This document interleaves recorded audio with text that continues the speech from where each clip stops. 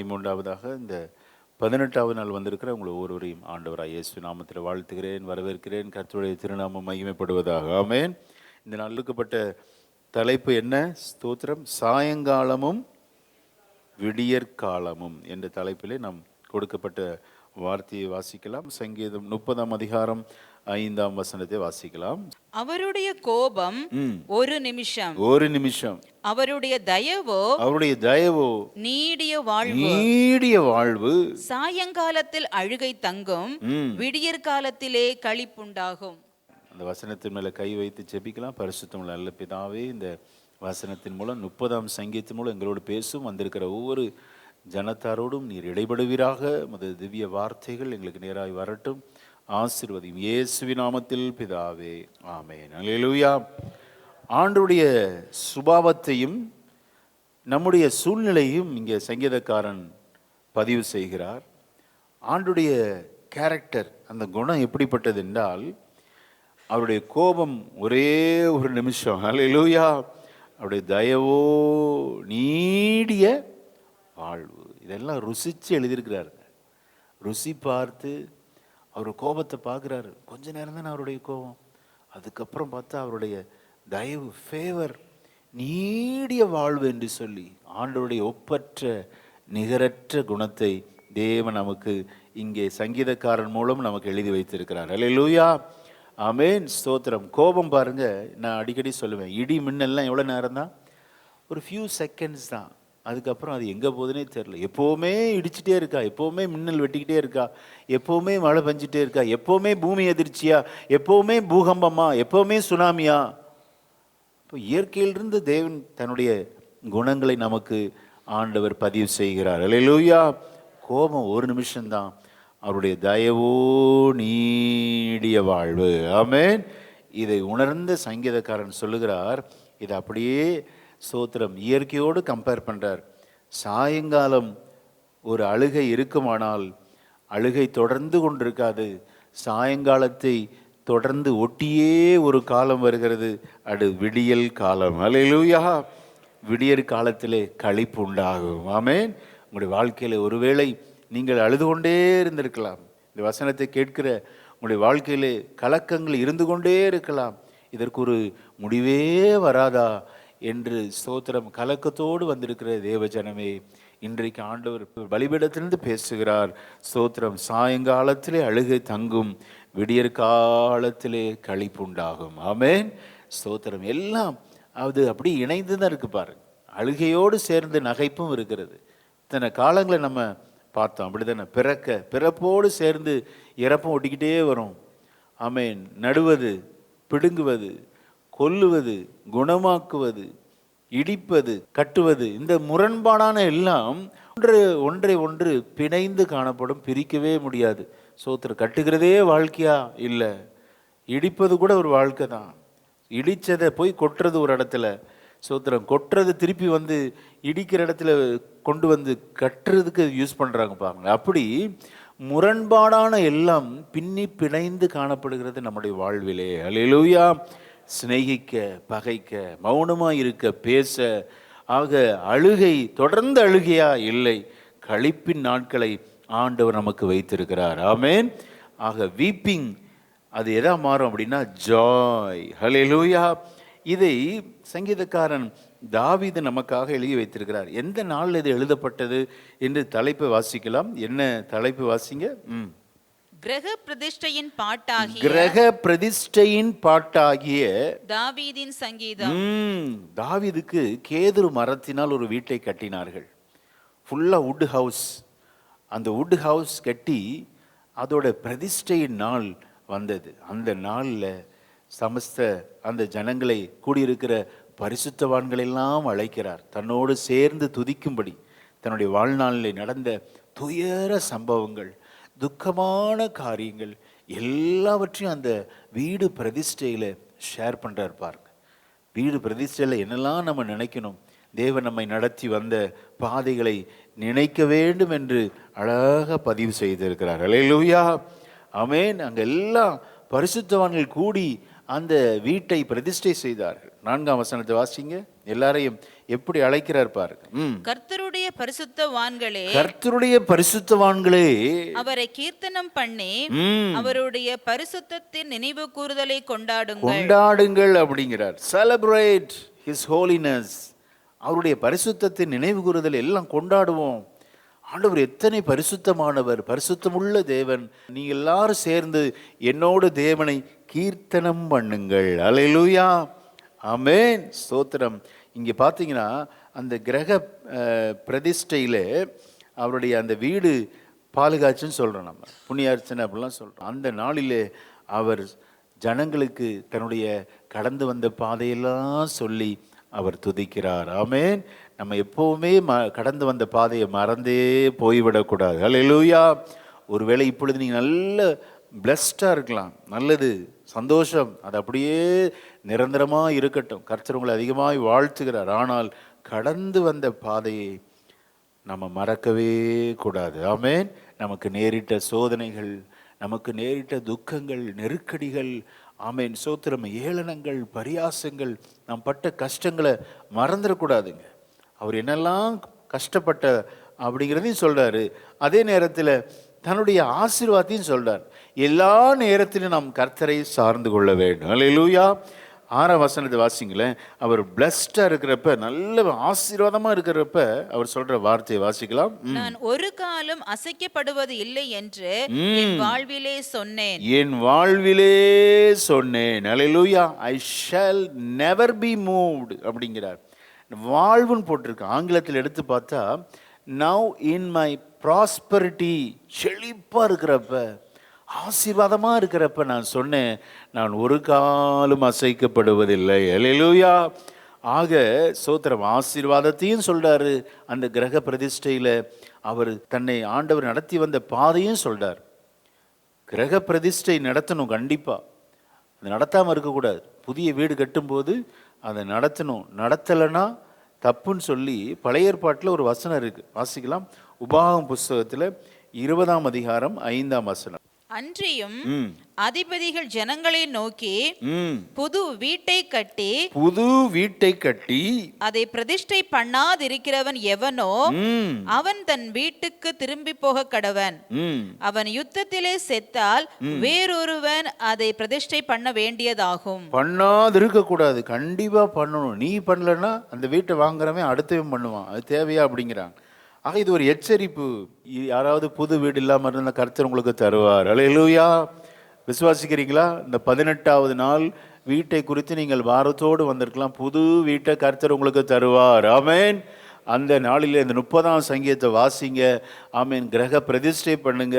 பரிசுத்தவான்களை அழைத்து சோத்திரம் உங்கள் சாட்சியை எல்லாருக்கும் முன்பாக பகிர்ந்து கொள்ளுங்கள்.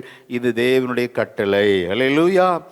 ஆமென். தாவீதுக்கு வீடு கட்டினாங்க பாருங்க, வாசிங்க. 2 சாமுவேல் 5:11 வாசிக்கலாம். தீருவின் ராஜாவாகிய ஈராம் தாவீதினிடத்தில் ஸ்தானாபதிகளையும் கேதுரு மரங்களையும் தச்சரையும் கல் தச்சரையும் அனுப்பினான். அவர்கள் தாவீதுக்கு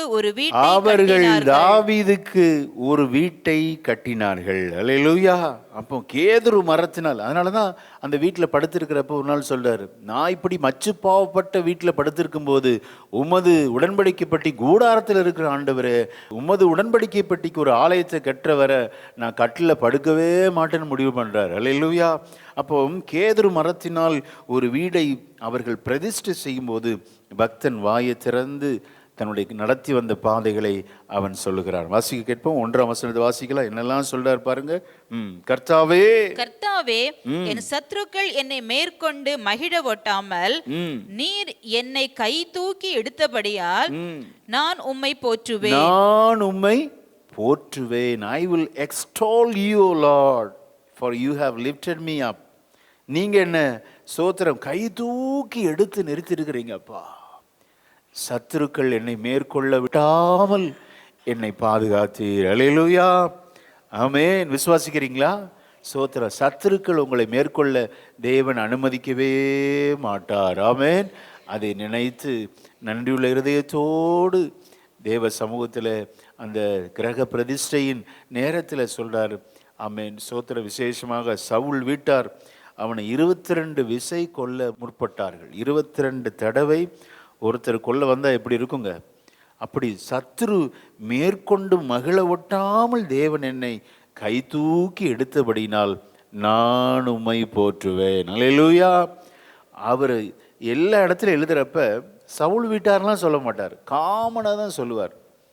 யாரையும் நம்ம மென்ஷன் பண்ணவே கூடாதுங்க. அதுதான் நல்ல ஒரு காரியம். நம்ம யாரையும் குற்றப்படுத்தியோ யார் அவங்க இவங்கன்னு சொல்லி யாரையும் குற்றப்படுத்தக்கூடாது. பொதுவாக இவர் யூஸ் பண்ணுறது என்ன அப்படின்னா சத்ரு, அப்படிதான் சத்துருக்கள். சோத்திரம். யாருன்னு தெரியாது நமக்கு. நமக்கு சரித்திரத்தை படிக்கிறப்ப நம்ம கண்டுபிடிச்சிக்கலாம். ஆனால் சங்கீதக்காரன் சொல்லும்போது எல்லாம் ஷார்ட் அண்ட் ஸ்வீட்டாக சொல்றார். என் சத்துருக்கள் என்னை மேற்கொண்டு. ஆக அநேக சத்துருக்கள் இருந்தாங்க, காரணமே இல்லாமல் இவனை பகைத்தார்கள். இவன் எந்த துரோகம் பண்ணல. சோத்திரம். சவுல் கொன்றது 1000, தாவீது கொன்றது இந்த ஒரு வார்த்தை தான் இவனை பகைக்கிறதுக்கு ஃபுல் அண்ட் ஃபுல் அவனுக்கு காரணமாயிற்று. இவனுடைய வெற்றியே இவனுக்கு தோல்விக்கு, இவனுடைய பிரச்சனைக்கு காரணமாய் முடிந்தது. கவனிங்க, சத்துருக்கள் என்று சொல்லும்போது பலரை இவன் மென்ஷன் பண்ணுறான். இவனுடைய கற்ப பிறப்பு அப்சலோம் கூட என்ன ஆயிட்டான், சத்ருவா மாறினானே. அப்போ யாருன்னு தெரியாது. ஆக நமது வீட்டாரால் அல்லது நமது உறவினர்களால், நம் வேலை பார்க்குற இடத்துல எத்தனையோ சத்துருக்கள் இருக்கலாம். பயப்படாதீங்க. ஒருவரும் தேவன் அனுமதி இல்லாமல் உங்களை மேற்கொள்ள விடவே மாட்டார். அல்லேலூயா. அதனால் நான் உம்மை போற்றுவேன், அதனால் உம்மை நான் கீர்த்தனம் பண்ணுவேன், உமது பரிசுத்தத்தை நினைத்து நான் கீர்த்தனம் பண்ணுவேன். சத்துருக்கள் என்னை மேற்கொள்ளாதனால் உம்மை நான் போற்றுவேன். அடுத்து காரணம் சொல்ற 2ஆம் வசனத்தை வாசிக்கலாம். என் தேவனாகிய கர்த்தாவே, உம்மை நோக்கி கூப்பிட்டேன், உம்மை நோக்கி கூப்பிட்டேன், என்னை நீர் குணமாக்கினீர், என்னை நீர் குணமாக்கினீர். ஹல்லேலூயா. அப்போ இவருக்கு வியாதியும் வந்திருக்குங்க. வியாதினால பிரச்சனை, சத்துருக்களால் போராட்டம். விசேஷமா இதை வேறு சிலர் இப்படி சொல்றாங்க, இவருக்கு மன உளைச்சல், அதே பெரிய வியாதிங்க. மன உளைச்சல்னால சில ஸ்கின் டிசீஸ் கூட வருமா, டார்ச்சர், மைண்டில் ஸ்ட்ரெஸ்ஸு, வெளியே சொல்ல முடியாத பாரமாக இருக்கும். சவுல் பிரச்சனையை யார்ட்டையாவது சொல்ல முடியுமா? சவுல் தான் ராஜா, அங்கே சமஸ்த இஸ்ரவேலுக்கு சவுல் ராஜா இருக்கிறார். அதை எப்படி சொல்ல முடியும்? மனதளவிலே உளைச்சல், பிரச்சனை, போராட்டங்கள். சோத்திரம். இதன் மத்தியிலே ஆண்டவரை நோக்கி அவர் கூப்பிடுகிறார். அல்லேலூயா. உங்கள் இருதயத்திலும் சில சஞ்சலங்கள் காணப்படலாம், சில சலசலப்புகள் இருக்கலாம். பயப்படாதீங்க. கர்த்தரை நோக்கி இந்த 18வது நாள் கூப்பிடுங்க. கர்த்தர் உங்கள் சஞ்சலங்களை நீக்கி உங்களுக்கு சுகமாய் நடத்துவார். அல்லேலூயா. ஆமென்.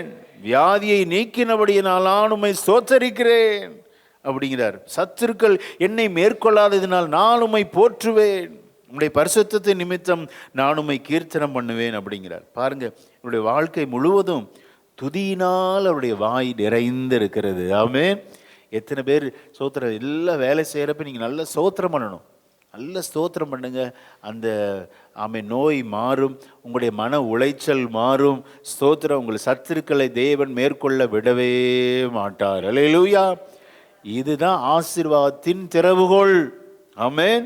தாவீது இந்த அளவு ஆசீர்வதிக்கப்பட்டதுக்கு காரணம் அப்படின்னா, he believed praise changes things. துதி நம்முடைய வாழ்வை மாற்றும். ஹல்லேலூயா. ஜெபம் நமது வாழ்வை மாற்றும் அப்படிங்கிறார். இந்த முழுக்க இந்த சங்கீதத்தில் பார்த்தீங்கன்னா யூ ஹாவ் அப்படிங்கிறார். யூ ஹாவ், நீங்கள் தான் ஆண்டவரே, நீங்கள் தான் இதை செய்தீர். எல்லா காரியத்திலும் நம்ம அப்படி சொல்லணும். ஆண்டவரிடத்தில் சொல்லணும், நீங்கள் தான்ப்பா எல்லாம் இதை செஞ்சீங்க. என் பலன் அல்ல, என்னுடைய சாமர்த்தியம் அல்ல, என்னுடைய ஸ்தோத்திரம், ஆமென், கணிப்பு, நான் எடுத்த டெசிஷன் அல்ல, எல்லாம் உங்கள் கரத்திலிருந்து வந்தது. ஆமென். எத்தனை பேர் சொல்ல முடியும்? அல்லேலூயா. கிரக பிரதிஷ்டையில் ஆண்டவர் தன்னை குணமாக்கினதை, சத்துருக்களிலிருந்து விலக்கினதை, ஆமீன், மட்டுமல்ல, இந்த இவருக்கு வந்த அந்த மன உளைச்சலினால் வந்த அந்த வியாதி எங்கே கொண்டு போயிருச்சான்? அடுத்த வசனத்தை வாசிக்கலாம். 3ஆம் வசனத்தை வாசிக்கலாம். கர்த்தாவே, நீர் என் ஆத்துமாவை பாதாளத்திலிருந்து ஏற பண்ணி நான் குழியில் இறங்காதபடி என்னை உயிரோடே காத்தீர். ஆமென். மரணத்தின் போராட்டங்க.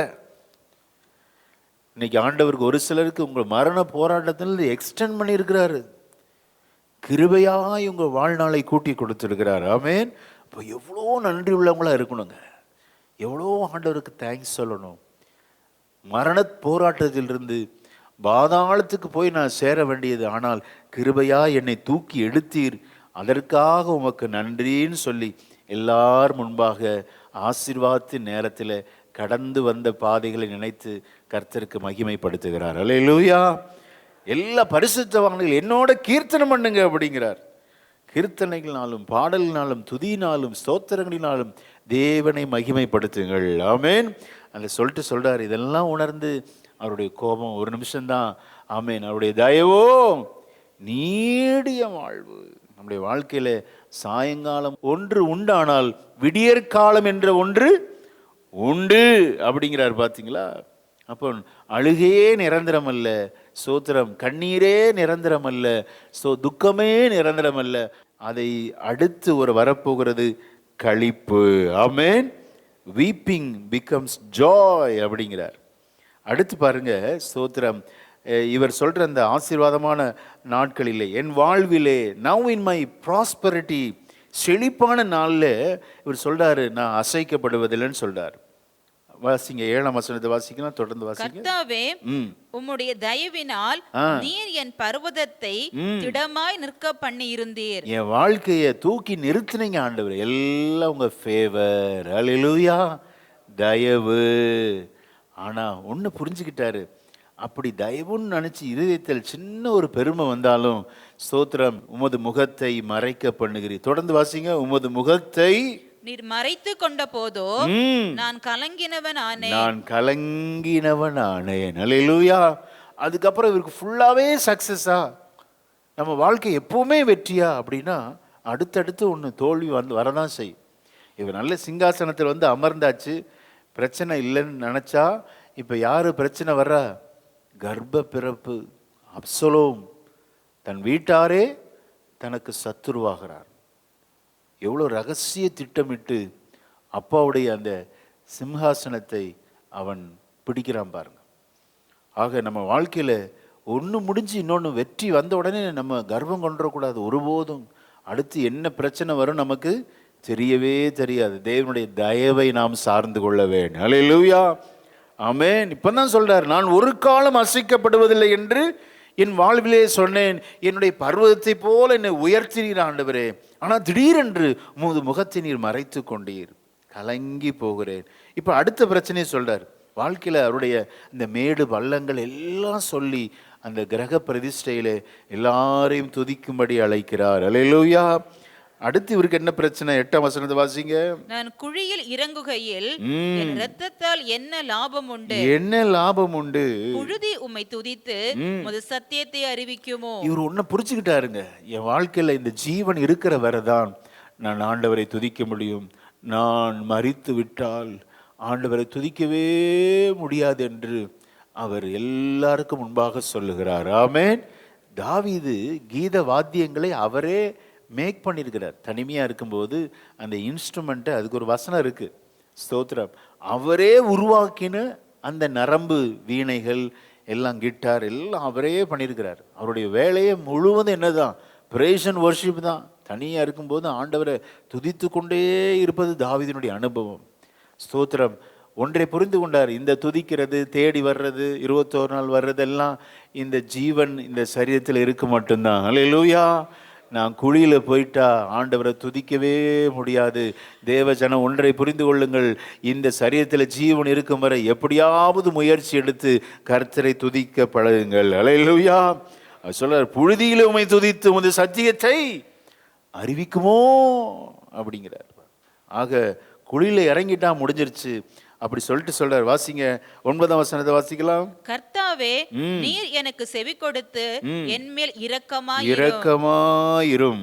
கர்த்தாவே, நீர் எனக்கு சகாயராயிரும் என்று சொல்லி, கர்த்தாவே உம்மை நோக்கி கூப்பிட்டேன், கர்த்தரை நோக்கி கெஞ்சினேன். ஆக இதே 6ஆம் வசனத்தில் வாசம், நான் ஒரு காலம் அசைக்கப்படுவதில்லை என்று என்னுடைய வாழ்விலே சொன்னேன். ஆனால் அடுத்தடுத்து பிரச்சனை, அடுத்து ஒரு குழியில இறங்குற அனுபவம், ஸ்தோத்திரம், அடுத்து கெஞ்சி பிரார்த்திக்கிற அனுபவம்.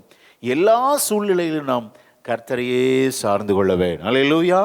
வாழ்விலும் சுகவீனத்திலும் துக்கத்திலும் எல்லாவற்றிலும் நாம் கர்த்தரையே சார்ந்து கொள்ளணும். நல்லா இருக்கும்போது ஆண்டவரை மறந்துடக்கூடாது. அப்பவும் கிருப கிருப கிருப தயவு இரக்கம் ஆண்டுடைய அன்பு அப்படியே சொல்லியே நம்ம வாழ்க்கையை எல்லா சூழ்நிலையிலும் ஆமேன் கர்த்தரை நோக்கி நாம் அபயமிட வேண்டும். அல்லேலூயா. கெஞ்சி பிரார்த்திக்க வேண்டும். பாருங்க, இங்க யூ ஹாவ், எல்லாம் நீங்க தான் ஆண்டவரே. ஸ்தோத்திரம். வாழ்வானாலும் சாவானாலும் ஜீவனானாலும் மரணமானாலும் எல்லா சூழ்நிலையிலும் நான் ஜெபிக்கிறவனா இருப்பேன். எத்தனை பேர் சொல்ல முடியும்? அல்லேலூயா. ஆமென். எல்லா சூழ்நிலையும் நான் கர்த்தரை துதிக்கிறவனா இருப்பேன் என்று எத்தனை பேர் சொல்ல முடியும்? அல்லேலூயா. இப்போ குழியில இறங்கிட்டாரு, இப்போ அடுத்து கெஞ்சி பிரார்த்திக்கிறார், இப்போ திடீர்னு ஒரு புலம்பல் வருது. இதெல்லாம் வரும் மக்களே என்று சொல்லி இந்த வாசகர்களுக்கு மாத்திரமல்ல, அந்த கிரக பிரதிஷ்டையில் வந்திருக்கிற எல்லா ஜனங்களுக்கும் சொல்றாரு, திடீரென்று புலம்பலும் வர வாய்ப்பு இருக்கிறது என்று சொல்லி அதை அவருடைய அனுபவத்தை பதிவு செய்கிறார். 11ஆம் வசனத்தை எல்லாம் சேர்ந்து வாசிக்கலாமா? என் புலம்பலை ஆனந்த களிப்பாக மாற பண்ணினீர், என் மகிமை அமர்ந்திராமல் என் இரட்டை களைந்து போட்டு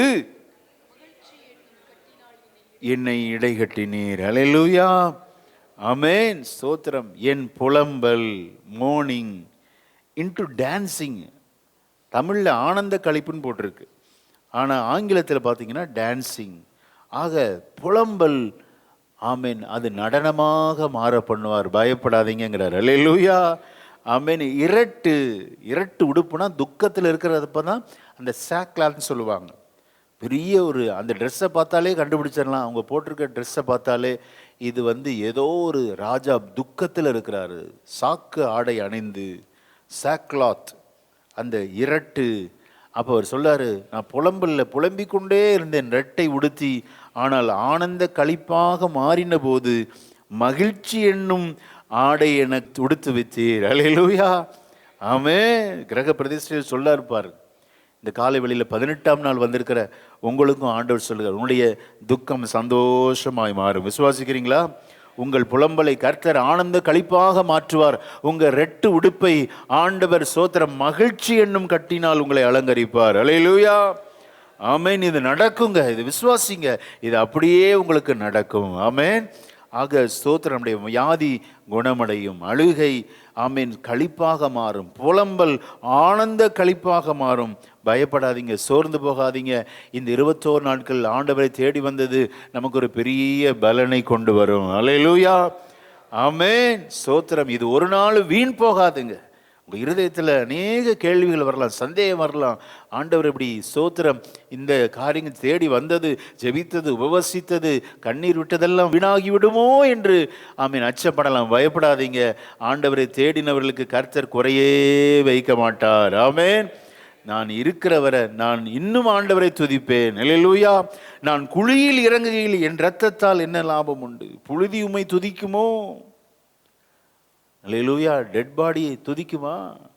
நம்ம ஏன் ஆலயத்தில் நல்ல கையை தட்டி ஆராதிக்கிறோம்? நமக்கு ஜீவனை கொடுத்துருக்கிறார், ஜீவனை கிருபையாக எக்ஸ்டெண்ட் பண்ணியிருக்கிறார், நீட்டித்து கொடுத்துருக்கிறார். எவ்வளோ நன்றி உள்ளவங்களாம் நம்ம இருக்கணும். அல்லேலூயா. இந்த சங்கீதக்காரன் முடிக்கும் போது துதியோடு முடிக்கிறார். ஆமென். வாசிக்கலாம். 12ஆம் வசனத்தை வாசிக்கலாம். என் தேவனாகிய கர்த்தாவே, உம்மை என்றென்றைக்கும் துதிப்பேன். உம்மை என்றென்றைக்கும் துதிப்பேன். அல்லேலூயா. சத்துருவிடத்திலிருந்து எனக்கு என்னை விடுவித்தீர், வியாதியிலிருந்து என்னை குணமாக்கினீர், பாதாளத்திலிருந்து என்னை ஏறி வர பண்ணினீர். ஆமென். சோத்திரம். குழியில் இறங்குகையில் என்னை தூக்கி எடுத்தீர். ஆண்டவரே, அழுகை களிப்பாய் மாறினது, புலம்பல் ஆனந்த களிப்பாய் மாறினது. ஆகவே என் தேவனை நான் என்றென்றைக்கும் துதிப்பேன். ஹல்லேலூயா. என் நாட்கள் முடியும் வரை, என் ஜீவன் பிரியும் வரை, என் சுவாசம் ஒழியும் வரை உம்மையே. எல்லாரும் எழுந்து நின்று ஆமென். என் நாட்கள் முடியும் வரை, ஆமென். சாயங்காலமும் விடியற்காலமும் ஆமென் ஆராதிப்பேன் உம்மையே. நல்ல கரங்களை தட்டி சொல்லுவோம். உம்மை ஆராதிப்பேன், உம்மை ஆராதிப்பேன். உம்மை ஹalleluya உம்மை ஆராதிப்பே. என் நாட்கள் புழுதி உம்மை துதிக்குமோ, உமது சத்தியத்தை அறிவிக்குமோ, உமது சத்தியத்தை நான் அறிவிப்பேன், சுவிசேஷத்தை அறிவிக்கிறவனாக இருப்பேன். சொல்லுங்க. ஆமென். உம்மையே தாயின் கருவில் உருவாகும் முன்னே தவர் நீரே, அன்பு வைத்தீ நீர் எனக்காக. ஓ தாயின் கருவில் ஒரு என் தேவனாகிய கர்த்தாவே, உம்மை என்றென்றைக்கும் துதிப்பேன். நீரே என் நாட்கள், என் ஜீவன் மரண பரியந்தம் ஆண்டவர் உம்மை நான் துதித்துக் கொண்டே இருப்பேன். ஆமென். உம்மையே என் கடைசியாக என் நாட்கள் முடியும் வரை